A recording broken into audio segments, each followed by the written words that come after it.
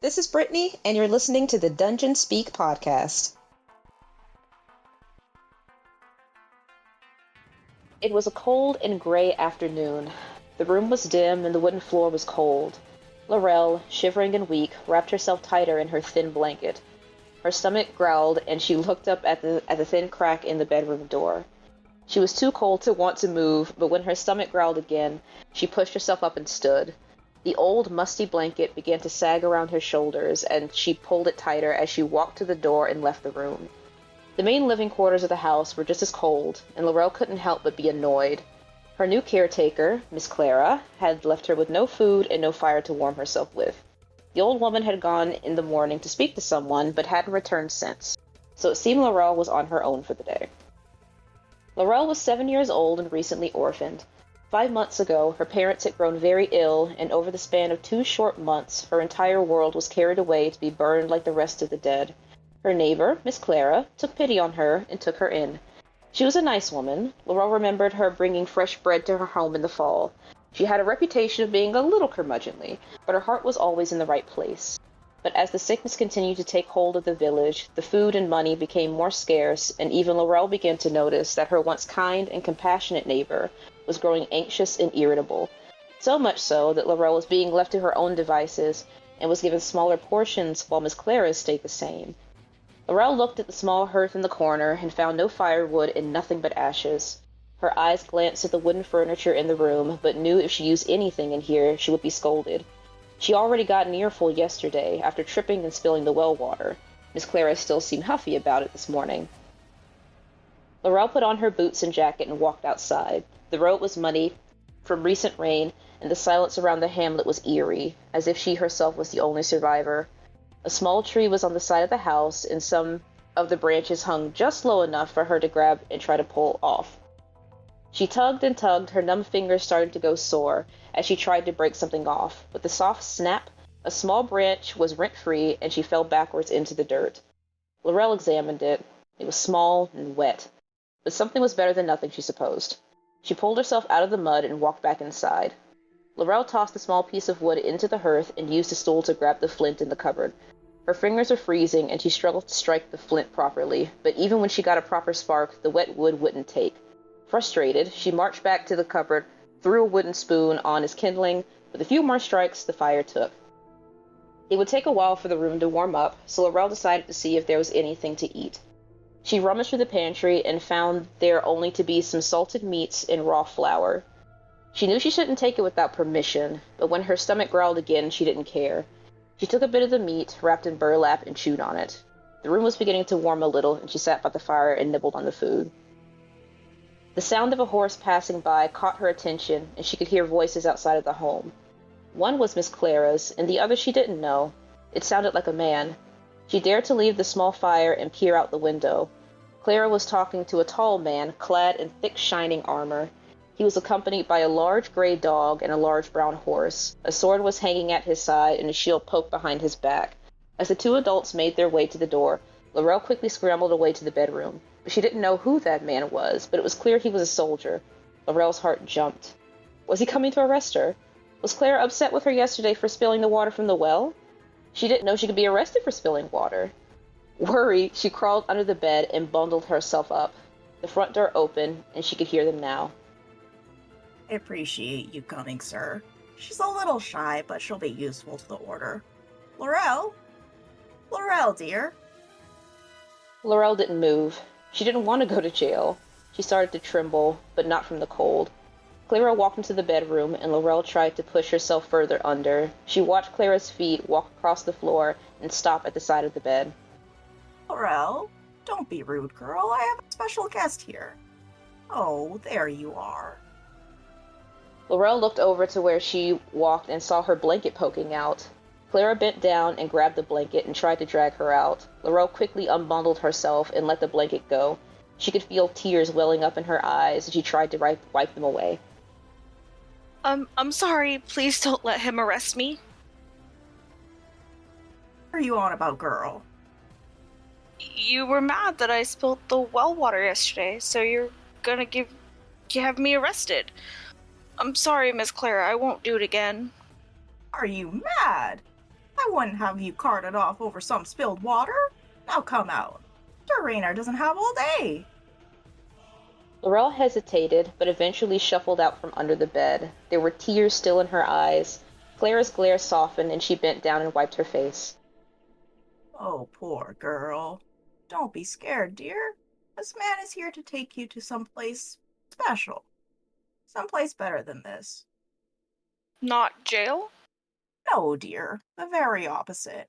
You'll never be hungry, and you'll be well protected from the sickness. From what I was told, there will be other children to play with. Lorel glanced at the door and stared briefly, but eventually followed Clara into the living space. The man in armor was looking around at the small room, and his eyes finally fell on her. Lorel hid behind Clara. The man in armor approached and knelt down to be at her eye level. Clara stepped aside, leaving Lorel to be face to face with him. He was a tall, elven man with black hair and bright green eyes. He was covered chest to toe in bright silver armor, and a coat of arms was etched into his chest and pauldrons. He offered her a warm smile. Hello, little one. My name is Raina. What's your name? Lorel hesitated and looked down at her feet. Lorel. Miss Clara tells me she's having trouble taking care of you. She wants me to take you to the Order to offer you a better life. Would you like that? Lorel looked at Clara, who gave her an anxious smile. She thought back to the short months that she stayed with Clara. It wasn't enjoyable, but it wasn't horrible. Clara did the best she could to offer her enjoyable things. She made her a doll from the burlap and fabric scraps, and when there were more children around, she'd encourage her to go out and play for the day. But food was running low and the winter was coming more difficult. As young as Lorel was, she was very aware of the situation she and Clara were in. This man being here wasn't a choice of want, but necessity, and she understood. Lorel nodded at Raynor. Raynor stood and smiled at Clara, and Clara sighed in relief. Lorel, you'll be better off. I promise. You promise? Of course, dear. Miss Clara, thank you for taking care of me. Lorel hugged her legs, and Clara hesitated before kneeling down and embracing her. I wish I could have done better. You be a good girl, and don't forget to visit. I will. Good girl. Now go pack your things. Lorel did as she was told and followed Raynor out to his horse and his dog. The dog in question looked even bigger up close. It was a large, gray mastiff with a wrinkled face and small brown eyes. A thick blanket was draped over its back, and a thick leather collar was wrapped around its neck. Raynor petted the dog and watched as Lorel looked nervous to approach.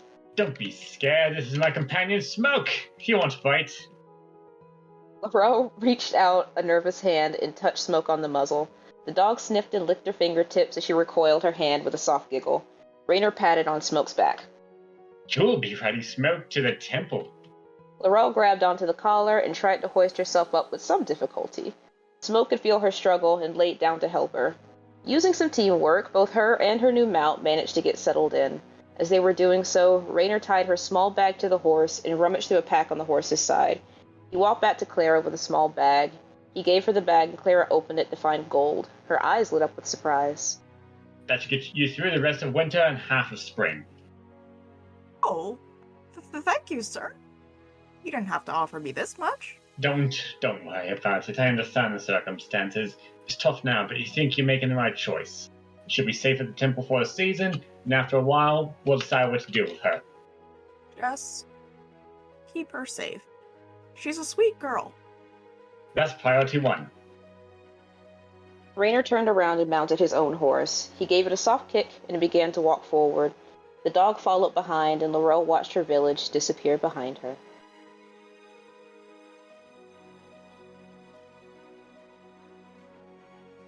Outside of her village was the farthest that Lorel has ever been. She remembered her stomach twisting with anxiety that all she ever knew was gone, disappeared over the horizon. The only thing ahead of her was stranger and a path to the unknown. The trip was long and winter was beginning to worsen. On the second day of travel, Lorel exited her tent to find it snowing. He thought back to Miss Clara and hoped that the old woman had enough firewood. Her riding mount, Smoke the Mastiff, followed behind Raynor's horse. The dog was friendly and would swing his large head back to make sure that Lorel was doing all right. Raynor spoke little during the trip. When he did talk, it was gentle and kind, and it often concerned her comfort. When she requested something, he did the best he could to provide for her. Lorel didn't speak much either, and there was always an awkward tension when another topic came up that didn't involve the immediate situation. Knowing what she knew now, Raynor was just that kind of man. He had no wife, no children, and he had never taken on a child as a squire before. Lorel at the time wasn't a fan of strangers and preferred the familiar. So, needless to say, it was hard for them to bond the first few days together. But things changed when they were on the final stretches to the temple. The snow was deep at this point, and Lorel remembered anticipating getting to their destination. The weather was so miserable, even Raynor was distracted by the cold. Only Smoke was the first to see them. Bandits came rushing from the trees, and she was thrown from Smoke's back when the dog lunged to attack them. Raynor was already off of his horse by the time she was able to pull herself out of the snow. She was terrified and moved to hide when something yanked her back by her jacket. Her legs dangled from the ground and a dirty glove covered her mouth and nose as a bandit hoisted her up and held a blade to her neck. The edge of the cold metal and the fear of death was something she never forgot. The fighting stopped as the bandit demanded their supplies in exchange for her life. She had locked eyes with Raynor at that moment, and though she was terrified, she could see the fear in his eyes too. His expression turned to worry, then contemplation, then to frustration as he moved to give into the bandit's demands. A wash of shame came over Lorel. They needed those supplies, and Raynor clearly loved his horse. He would mutter words to his horse more than he ever spoke to her, and praised him for toughing out the harsh cold. And now Raynor was going to give it up for someone he barely knew, an orphan who was too much of a burden to keep around. And it seemed even still, she was a burdensome thing that weighed down the people who were doing their best, trying their hardest to deal with her. Lorel's face became hot as tears ran down her face. She didn't want to be a burden to anyone anymore, which started right there and now. With all of her strength, Lorel twisted her head away from the hand that held her mouth and bit down as hard as she could. The man screamed and immediately dropped her, but she didn't let go. She bit and held on for dear life before a large gray mass came charging in and knocked her and the man into the snow. Smoke wrestled with the bandit as Raynor engaged the others, and as quick as the encounter began, it ended. What was left of them fled, and the rest were dead or injured in the snow. When it was all over, Raynor rushed over to check on her. When he saw that she was okay, he looked relieved. Lorel apologized for being so useless, but he denied it and commended her on her being brave enough to fight back. She remembered that day fondly, as terrifying as it was. It was then that she felt that this was the start of something truly new and exciting. She didn't know where the path ahead of her was going to lead, but she felt assured it was to better things.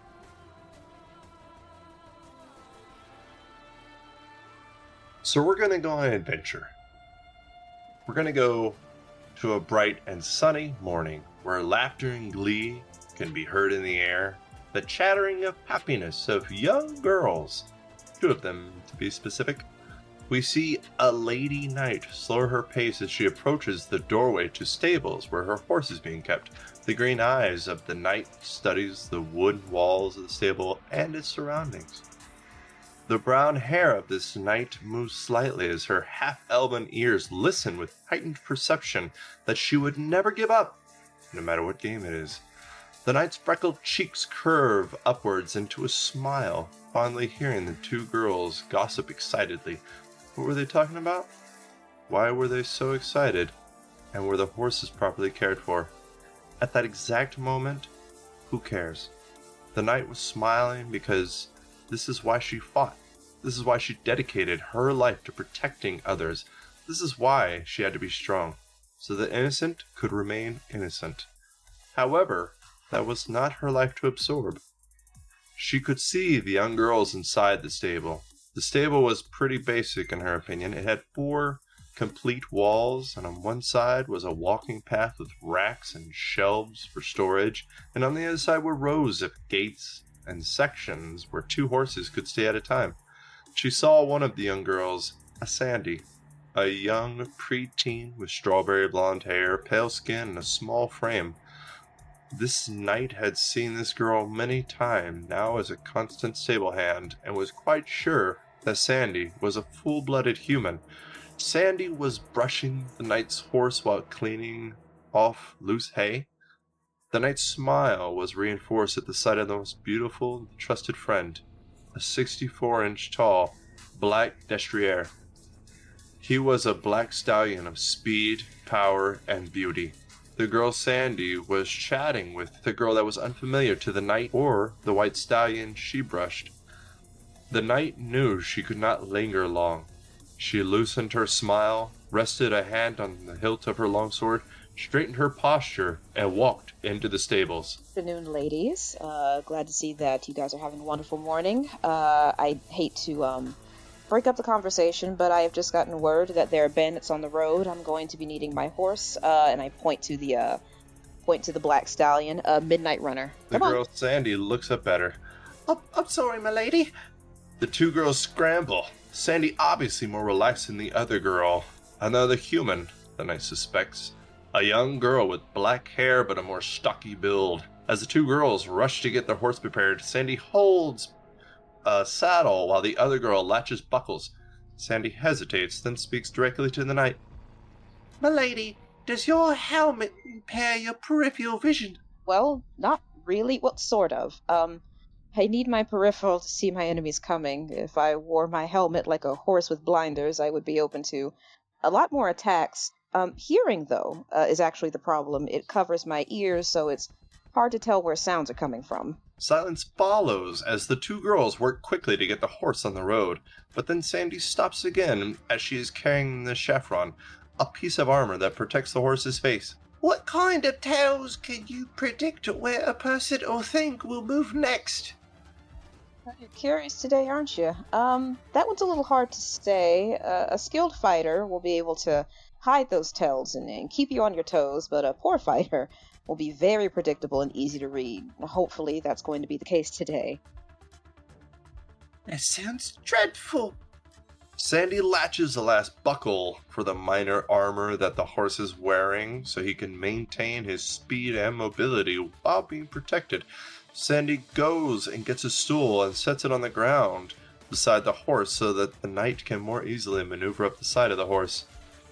How do you do a rapid sword attack while protecting yourself? I stare for just glance at her for half a second. I'm like, well, that one's a lot to explain. It takes a lot of training and not leaving yourself wide open to an attack in the first place.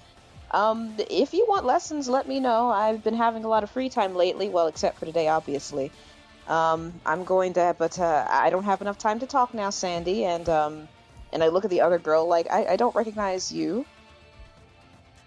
She waves and just kind of puts her head to the ground, and she never looks you in the eyes. Obviously raised in a different sort of fashion.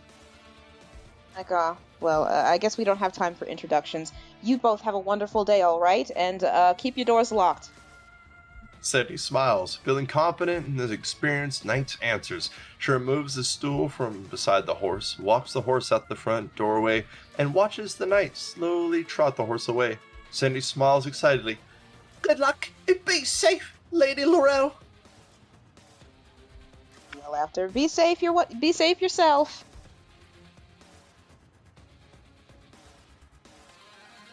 Meetings were few in the province of Seoul, mainly because politically it was quite peaceful. So anytime Lorel's charge, Duke Barrington, had to go talk to other leaders of the province, it was often just to decide minor problems in the area. But that also meant the protectors of the land had to come together on these occasions and discuss security. At least that's what it was supposed to be. Lorel walked down the marble halls of the castle to the knight's meeting hall. When she stepped in, she was met with her two companions. Sir Horton, a large, barrel-chested human who lived for the thrill of battle. He was famous for his signature warhammer, fearlessness on the battlefield. And then there was Sir Tywin, an elf. He was just as elegant and skilled with the bow as any other elf, but didn't have the bravado of Horton. He was much more reserved, and recently exhausted. Monsters were more frequent in summer, and they loved to nest in the thick forest around his territory. Lorel enjoyed both of their company. Horton's larger-than-life personality was infectious, and Tywin was always easy to talk to. They looked up at her, and Horton stood to greet her, large arms outstretched to welcome him. Lady Lorel, it's been a while. It's only been a month, Horton. Hello, Tywin. Summer treating you well? About as they usually do. Had an owlbear trying to nest in the East Wood. Ate about 3 cows before anyone told me anything. Oh, an owlbear? Those are rare on these parts. You should have sent word. I would have loved to tussle with a beast like that. Please tell me you kept a trophy. Yes, of course. Its head looks good above my mantle. Well, if we're sharing recent monster attacks, I had a group of ghouls in an old, abandoned graveyard. Looked like something was dumping their leftover animal carcasses on the site. Did anyone get hurt? Well, no, thankfully. But you should have seen the monsters, Lorel. Razor-sharp teeth, stinking of rotting corpses. Oh, and the screams they make. Charming. Huh? You're not impressed? Well, I mean, ghouls are a dime a dozen, Horton. Tywin's owlbear is more impressive than this time, my friend. Well, what's your last monster attack?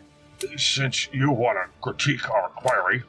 Oh, well, nothing, really. Last problem I had to deal with was just a group of bandits on the roadside. That's it?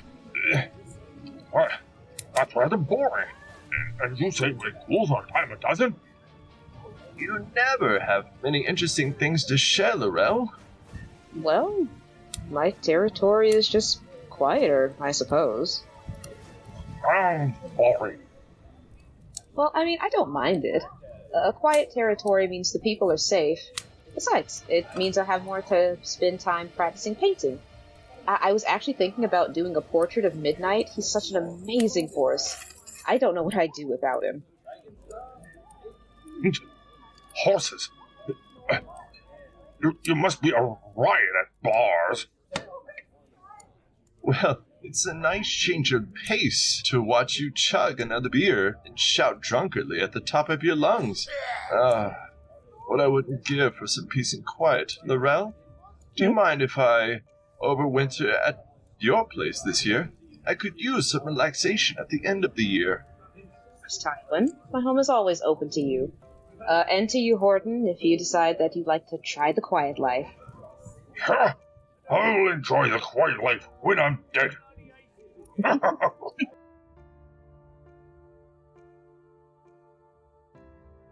Nothing good ever comes from a hag.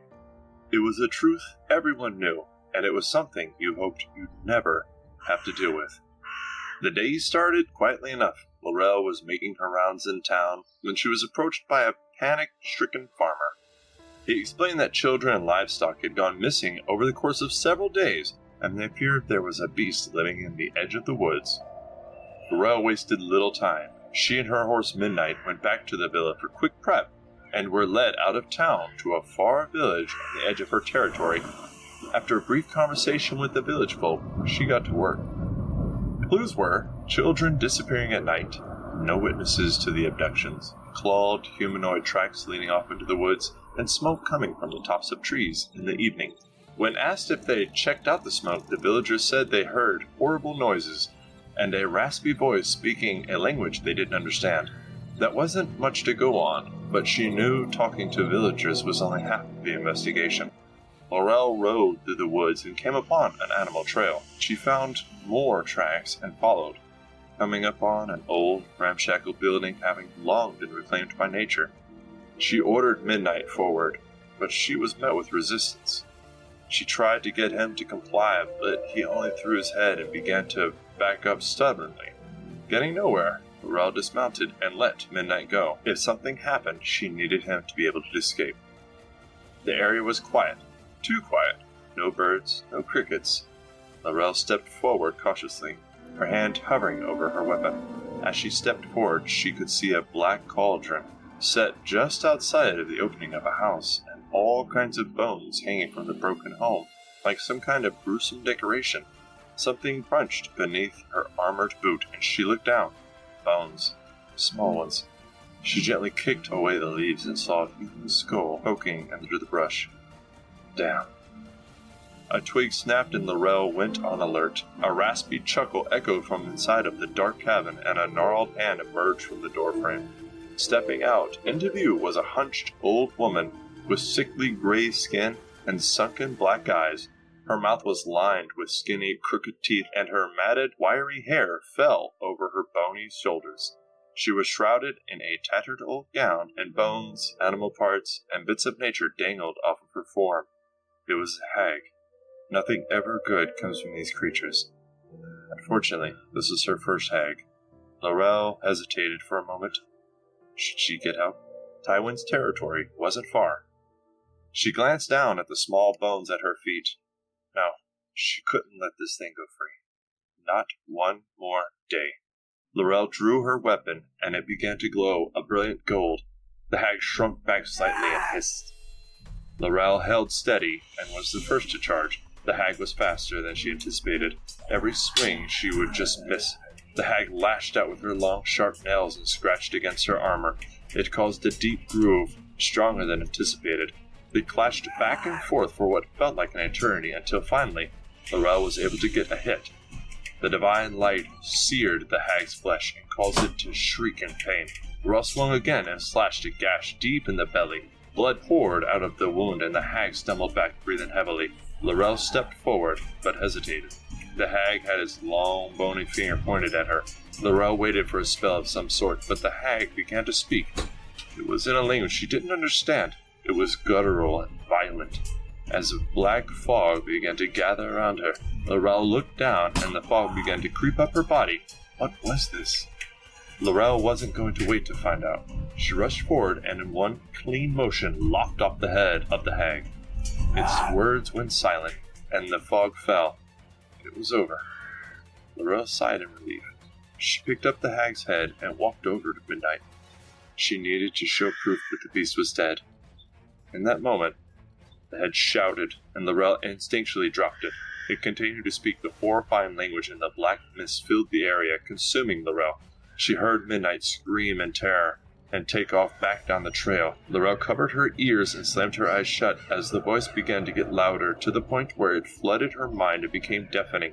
Lorel didn't know if she could take any more, when suddenly it stopped. Lorel opened her eyes, and the clearing was still. The head no longer spoke. The fog was gone. Lorel trembled and was stunned. She didn't know what that was.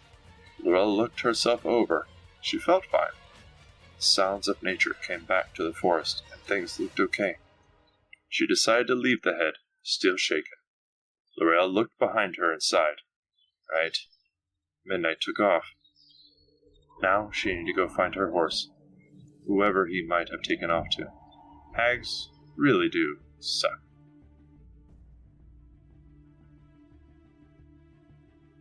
A full moon hung over a dark and misty wood. Lorel walked the woods, confused and filled with anxiety. Where was she? How did she get here? She looked down at her body and found that she was dressed only in her simple blue nightgown. Her eyes scanned the dark forest and found it near impossible to see into the trees, even with the light of the moon illuminating her like a spotlight. A twig snapped, her head jerked, and in its direction, dark red eyes glared at her through the darkness, and the silhouette of a large wolf could just be made out in the trees. Her heart began to race as more and more eyes appeared in the blackness. They slowly advanced, and growls rumbled out into the small clearing she found herself in. And like a deer, swift and desperate, she bolted.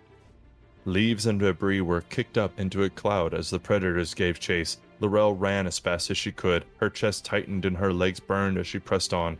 But no matter how fast she thought she was going, she could hear them behind her, their large paws thundering across the forest floor, and their own labored breath came together to seem like one massive animal. Lorel couldn't bring herself to look back. All she could do was run as she felt her pursuers quickly close in on her. And finally, they did. She felt the teeth of wolves pierce into her thigh. Lorel opened her mouth, but she could not scream. The darkness quickly overtook her in the form of fur, snarls, and blood. Lorel shot up from her bed. It was summer, but she felt cold. She looked down at her body, her hands, her neck. She was still there, still alive, and drenched in sweat. She flopped backwards onto her pillow and groaned. This was the 5th night in a row. Ever since the fight with the hag, she had been plagued with these nightmares of being chased down by wolves. She reluctantly admitted that the fight with the hag shook her up. But she didn't think it was that bad. A knock at the door caused her to sit up again. She looked down at her curtain-drawn window, and she could see the sun peeking through. How long had she slept? She felt exhausted. A knock again. Enter? A blonde-haired woman cracked open the door and poked her head through. It was Priscilla, one of her servants. "Milady, I hope I didn't wake you." Lorel rubbed her face. No. I'm up. Is everything okay? Breakfast ready? No, it's currently being made. But there was a farmer here from the southern fields. He says a beast was trying to kill his cows last night. Beast? Well, he didn't really give me a description, ma'am. Only he scared it off after he shot it in the leg. Lorel stared off across the room at her fireplace. It was so early, and she was so tired. She must have paused longer than she thought. "Milady?" Oh, yes, Priscilla, I'm sorry. Tell him I'll be with him shortly. Have him sit down for breakfast, if he's willing. "Yes, my lady." The door closed, and she sighed. Well, so much for relaxing before getting to work. Lorel swung her legs over the bed. As she stood, a pain coursed through her thigh, threatening to bring her down. The pain, foreign and unknown, ached in her leg. She looked down and noticed a sizable bruise. Where did that come from? She thought back to yesterday. She did take a fall off of Midnight. He was jittery after the hag encounter, and he threw her. She fell, but she didn't think she hit the ground that hard. Lorel dismissed the thought. She didn't have time to ponder. She had breakfast to eat and a monster to hunt.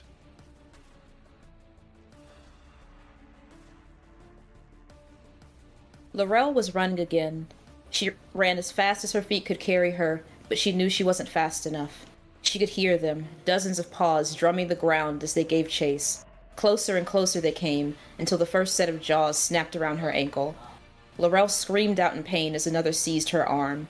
The pain was unbearable, so raw and real that she felt like she was going to be torn apart, and when she thought that she couldn't take it anymore, her eyes snapped open and she let out a violent gasp. She could hear her heart pounding in her ears. Lorel frantically looked around, but she wasn't in her bed. Twigs and branches poked her body as she laid in a bush right outside of her property. Lorel awkwardly righted herself and stood up. Now that she could see her surroundings properly, she noticed that she was right outside and beneath her bedroom window. She was deeply confused until she saw what looked like large claw marks on the wall, as if something tried to climb up. Her stomach twisted upon a realization. "Hello? Is someone there?" Lorel gasped and looked around frantically. She dove back into the bushes and could hear her groundskeeper come closer, but stop just a few feet from where she was hiding. After a few seconds, he left. Lorel quickly scrambled up the wall, using the old bricks as footholds to make it up to her window. Thankfully, she wasn't in her armor, or else this wouldn't be an easy or silent task. Her window was wide open. She climbed through and her heart leapt into her throat. Her bed linens were shredded. Goose feathers covered the floors and furniture. Her feet hit the wooden floor, and she noticed shallow claw marks scarred it as if some large animal was walking across it. Looking to the left, she could see tons of dark brown hair caught in the corners of the windowsill. She could hear her heart in her ears again. Her stomach twisted as she dared to go to her mirror by her dresser, and she saw herself. Her sleep gown was shredded, barely keeping her decent, but what really made her feel faint was the blood that clearly stained her gown and around her mouth. Just then, she could taste it. It was metallic and raw. She was so concerned about where she was, what was happening, but she didn't notice until then. Denial washed over her. No, it couldn't be. It made no sense. She had never fought a werewolf before. How could this happen? Who could have... The hag she killed weeks ago. Lorel couldn't believe it. Didn't want to believe it. She was the monster this whole time. Who or what's blood was this? It didn't matter right now. She needed to clean herself up and send for the physician. Bad idea. What? They can't know about this. But I need to tell someone. If they do, they'll never trust you again. They'll fear you for the rest of your days. They wouldn't. They know me. I would never hurt them. But you already have, haven't you? Lorel looked down at her gown, and her heart sank. Was this humanoid blood? What did she do? You're already marked for death, girl. But you can fix this. I can fix this. Do your research. Take your precautions. No one has to know. No one has to know. Just then, there was a knock at the door. She didn't answer, but the knock came again, and she could feel herself getting irritated. What? What is it? Milady, forgive me. I thought I heard something on the other side of the manor, and I thought nothing of it at first, but I checked again. There's something rather alarming on the walls. I think you should come and see. Claw marks. Well, that's not good, is it? What should I do? Keep a close eye on him. If he becomes a liability, we'll just... an extended vacation. Remember, no one can know. Focused on the metallic taste of blood in her mouth again, and unconsciously licked the side of her mouth. No one can know.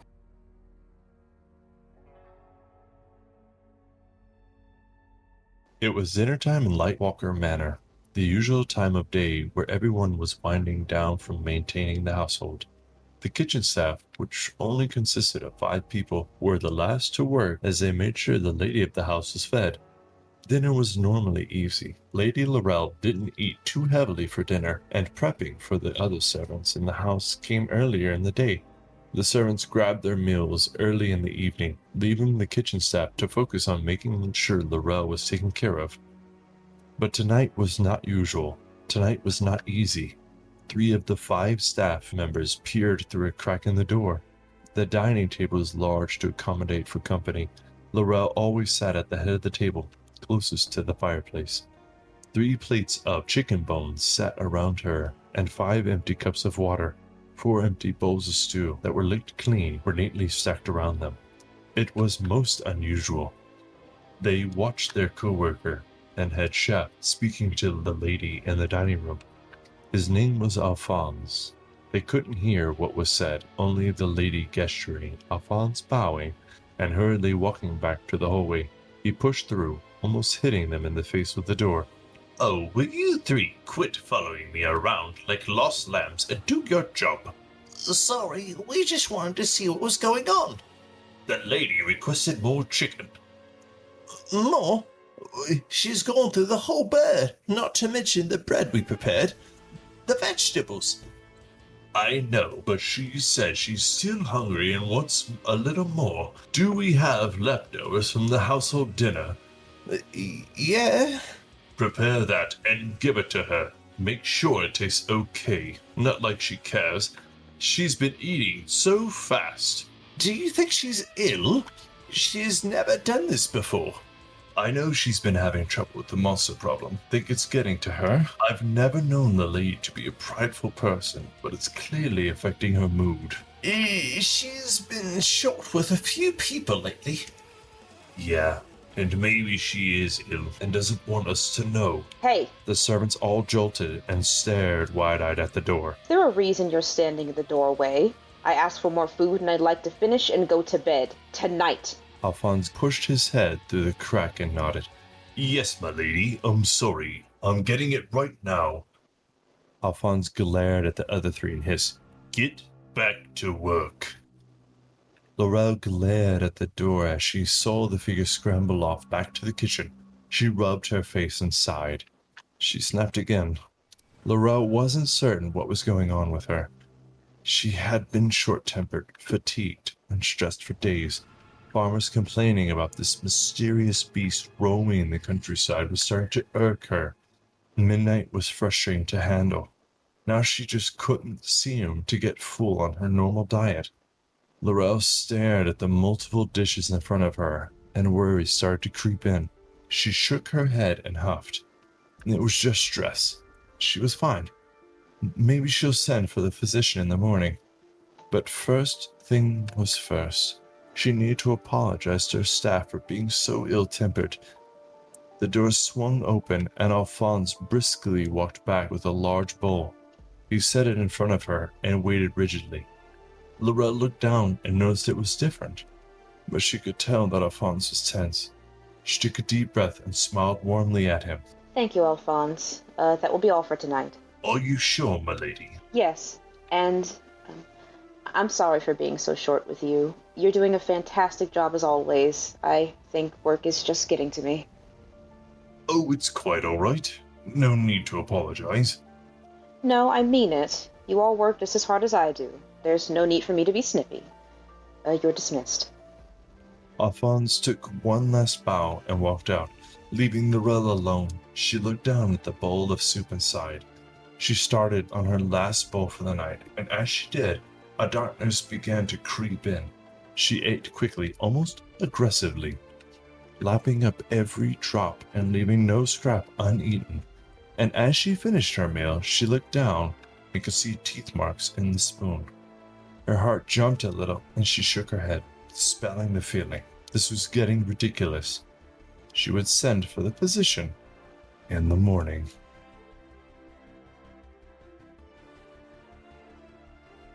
Open? The physician, Dr. Pressler, examined Lorel's open mouth and huffed. He scribbled something down on his notepad and waved a hand dismissively. Close? Lorel obeyed and watched him write.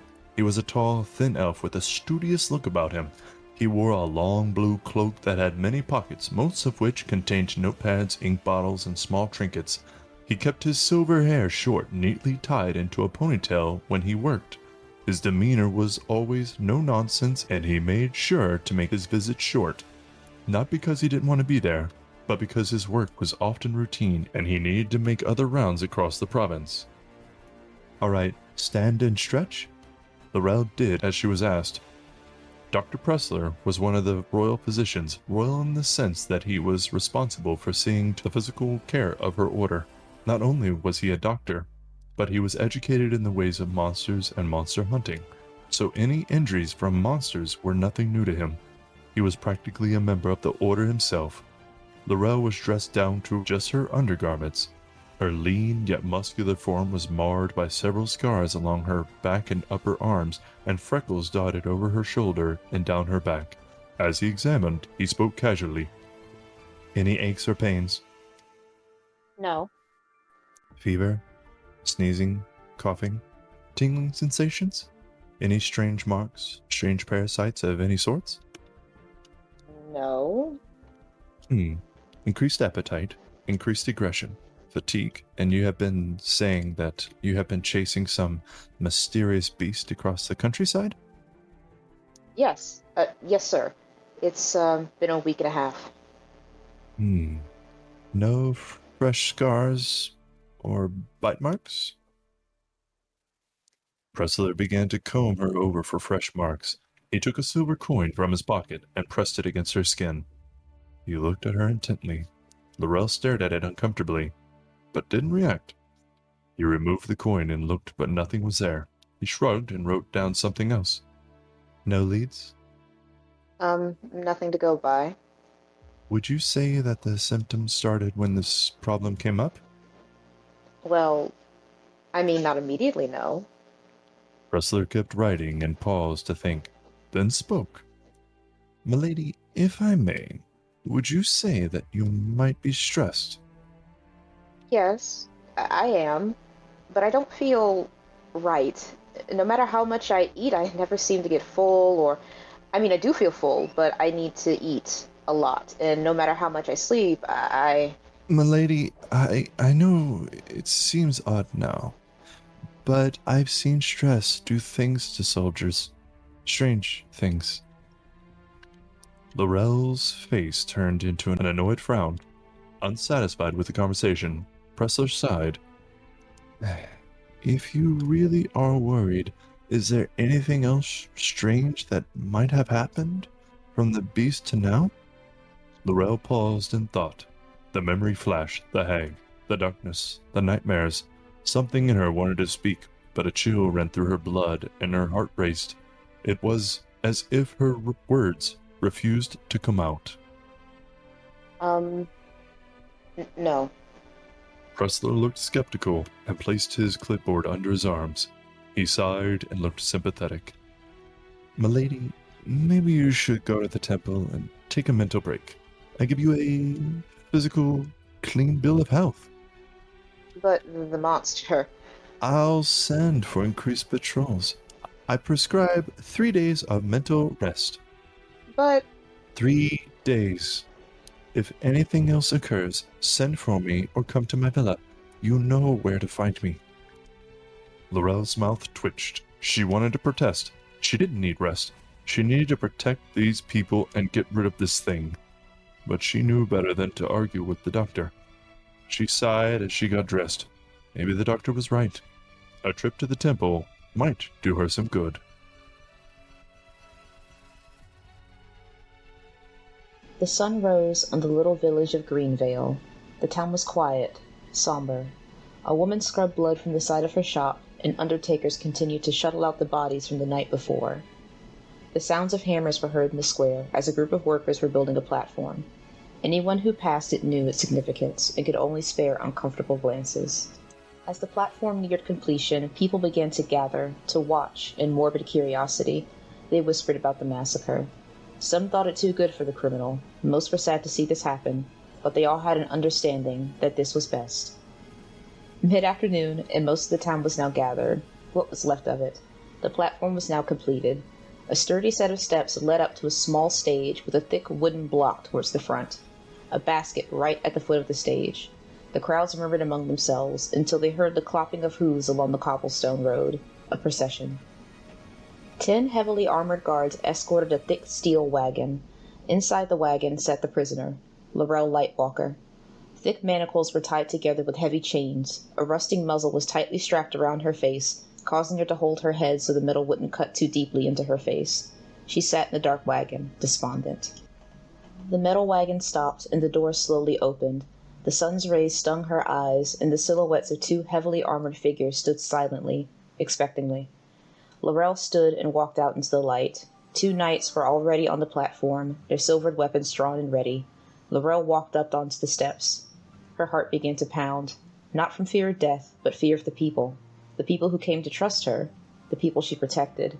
When she reached the apex of the steps and onto the platform, she couldn't bear to look at their faces. She could hear their murmurs and whispers, and she just wanted it to end.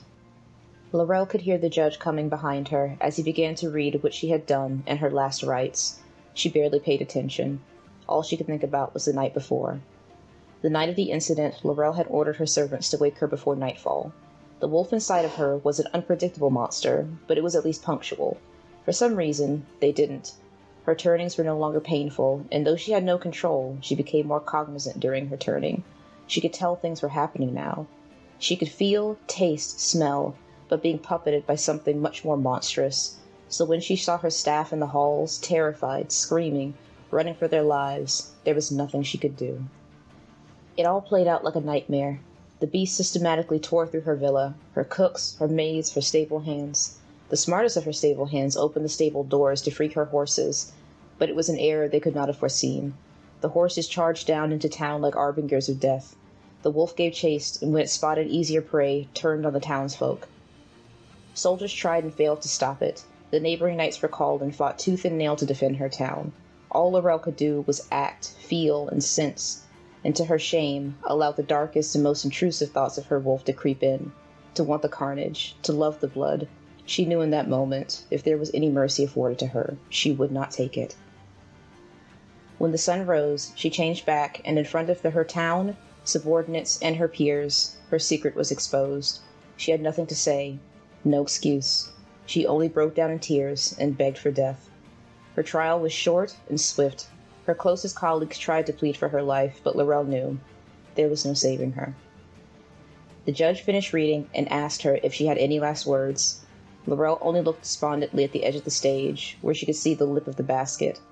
She slowly shook her head and knelt down at the block and placed her head down. The knights quietly positioned themselves, raised their blades, and in one stroke came down on her neck. Don't do this. This ain't no place for a hero. This ain't no place for no better man. This ain't no place for no hero to call home. As Lorel falls,